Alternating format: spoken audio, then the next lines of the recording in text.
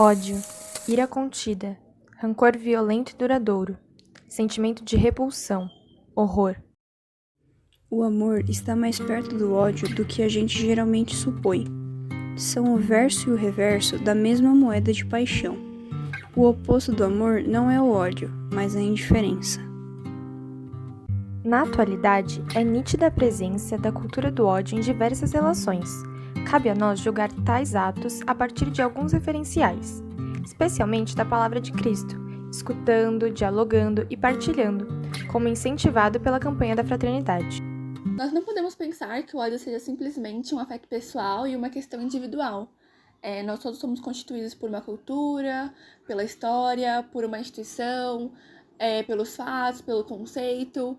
E essa nossa subjetividade resulta no nosso modo de ser, agir, pensar e existir. Normalmente, esse tipo de discurso nasce nos preconceitos sociais, baseado ao longo da história contra determinados segmentos de grupos, como étnicos raciais, de gênero, culturas, de deficiências, e se expressa em atitudes de ódio contra a existência mesmo da pessoa e hierarquiza esses indivíduos e considera um ser humano melhor do que outro, mais poderoso, enfim.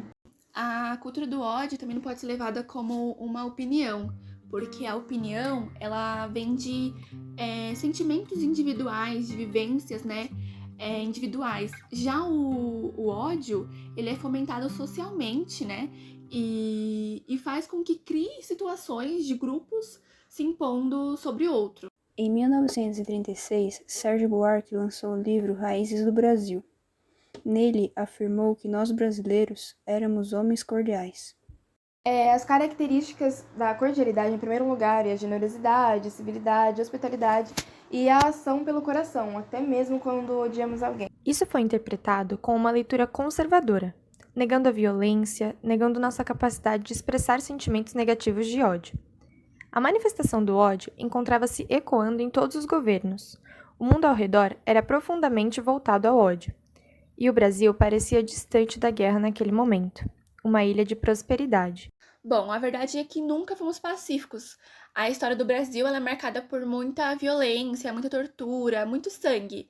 E isso pareceu ocultar a repressão do século XVII, ao Quilombo dos Palmares, fato de que quando se mata zumbis de uma forma tão infame, manifestando um ódio tão profundo contra a rebelião escrava.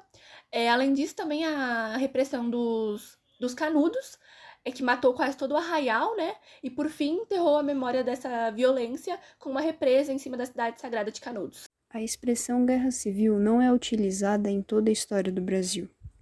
Não é utilizada na Guerra dos Farrapos, na cabanagem, na sabinada, nas revoluções constitucionalistas. Sempre utilizamos outro termo, como revoltas regenciais, movimentos constitucionalistas, movimentos liberalistas, abriladas, mas nunca uma guerra civil. Nós estamos vivendo uma revolução de paradigma, prevista no Manifesto Comunista de Karl Marx, que dizia: tudo que é sólido se desmancha no ar. Isso é o mundo da modernidade, que ele atribuiu esse dinamismo à burguesia do século XIX. Hannah Arendt escreveu no livro Eight Men, em Jerusalém, essa expressão: o mal não é extraordinário. O mal não está inteiramente fora das pessoas. O mal não é um monstro. O mal é banal, é comum, é presente. O mal está em todos os lugares. O ódio ele é um afeto da pressa, ele quer resolver as coisas o mais rápido possível. E a internet está montada para que você tome soluções rápidas. O ódio ele é inimigo da calma e da reflexão. Bom, no ponto de vista do anonimato, a internet gera uma segurança para quem está do outro lado da tela, para a pessoa que está disseminando o ódio. Diferente de uma relação pessoal ou física, onde você está na cara da pessoa, você pode agredir ela.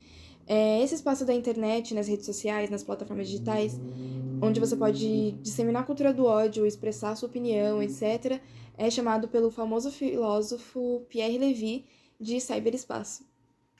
O cyberespaço seria o espaço digital existente entre os computadores ligados em rede, permitindo a troca de dados entre os usuários. Por possuir uma arquitetura aberta, ele pode crescer indefinidamente, fluido. Ele consegue armazenar sempre mais dados, que podem trazer informações importantes tanto para um trabalho escolar, até mesmo grandes reportagens jornalísticas, investigativa, de denúncias contra governos ou empresas. Dentro desse conceito, Pierre introduz a cybercultura. Para o filósofo, a cybercultura é um fluxo contínuo de interações realizada por pessoas que estão ligadas por computadores. As relações offline também fazem parte desse movimento, porque existem também alguns tipos de ações ocorrendo fora do espaço dos computadores, como algumas ideias para gerarem produções artísticas, as intelectuais, o convívio social, entre as pessoas que ainda se mantêm fora das redes. Para Levi, a tecnologia permite algumas ações práticas. Portanto, a cybercultura não se separa da cultura, só se diferenciam pela parte tecnológica que opera a cybercultura. É a tecnologia que permite uma série de coisas, como compartilhar informações de modo mais rápido e econômico, ou até mesmo manter relações com pessoas distantes que não são possíveis no mundo real. Um parente, outra pessoa que está, sei lá, do outro lado do mundo. Ao tratar do espaço virtual, Levi acredita que é parte integrante do mundo real, e não o universo oposto. Outro ponto abordado pelo Pierre é a inteligência coletiva, o vínculo entre diversas competências, ideias, a interação entre as pessoas do cyberespaço. Ou seja, baseado no sentimento de reciprocidade, o conhecimento de alguém sempre vale para outra pessoa, e assim constrói-se uma rede compartilhada e formada por todos. Sendo assim, esses indivíduos fomentam o ódio, que dominam as redes e resulta no que é popularmente conhecido como a política do cancelamento, que caminha junto com o conceito do ódio. A nossa sociedade, tanto no espaço físico quanto virtual, é regida de valores éticos e morais. A ética trata-se de um conjunto de regras e preceitos de ordem valorativa e moral de um indivíduo, de um grupo social ou de uma sociedade como um todo. No âmbito filosófico, é uma investigação dos princípios que motivam, distorcem, disciplinam ou orientam o comportamento humano. De acordo com a perspectiva de Søren Kierkegaard, o primeiro filósofo existencialista, estado ético é uma expressão que representa um dos 3 estados da existência, pelos quais o indivíduo pode passar ao longo da vida. O estádio ético é caracterizado pelo regramento da vida, pela busca de viver segundo a lei moral, pelas leis aceitas pela sociedade em que se vive. Dessa forma, o estádio ético é uma conformação universal e, por isso mesmo, é a realização do geral. Bom, ao falar do estádio ético, Kierkegaard fala do marido fiel. O modo de vida ético é o modo de vida que o indivíduo é correto, com a família, no trabalho. Trata-se não mais do indivíduo que busca o prazer, mas sim do indivíduo que ordena a sua vida em direção ao cumprimento do dever.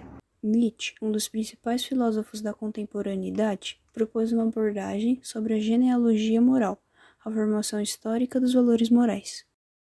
As concepções morais são elaboradas pelos homens, a partir dos interesses humanos. As religiões têm um papel fundamental nisso, pois impõem valores humanos como sendo produtos da vontade de Deus. Ele chegou à conclusão de que não existem noções absolutas de bem ou de mal. Afinal, os valores são mais um produto histórico-cultural, logo também são mutáveis. Um dos fatores que também agravam a cultura do ódio é o desenvolvimento da globalização.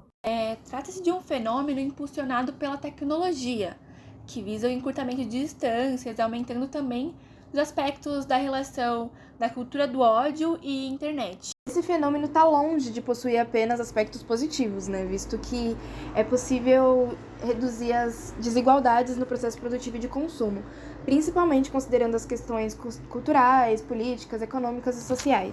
A grande mudança na transição para chegar à globalização 4.0 abrange a cultura, a troca de hábitos e de costumes, se tornando uma evolução natural dessa integração de políticas, mercados e oportunidades em associação direta com a indústria 4.0.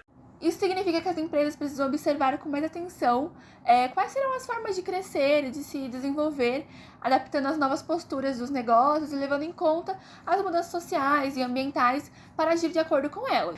A responsabilidade será de estar inteirado dos assuntos sociais e ambientais, tendo em vista que, nos dias atuais, muitas pautas estão sendo levadas em consideração para o consumidor antes de comprar algum produto.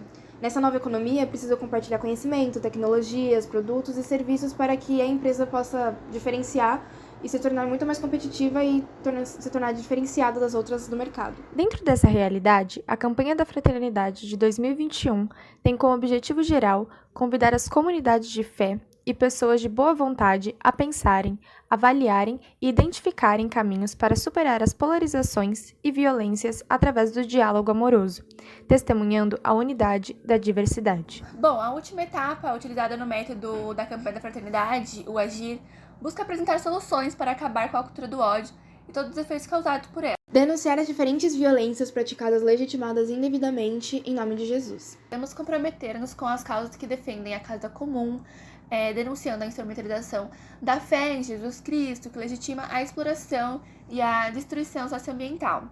Além disso, podemos promover a conversão para a cultura do amor como forma de superar a cultura do ódio, pelas próprias redes sociais, por exemplo. Também podemos estimular o diálogo e a convivência fraterna como experiências humanas irrenunciáveis, em meio a crenças, ideologias e concepções em um mundo cada vez mais plural. Compartilhar experiências concretas de diálogo e de convívio fraterno. Não se assuste, pessoa, se eu lhe disser que a vida é boa.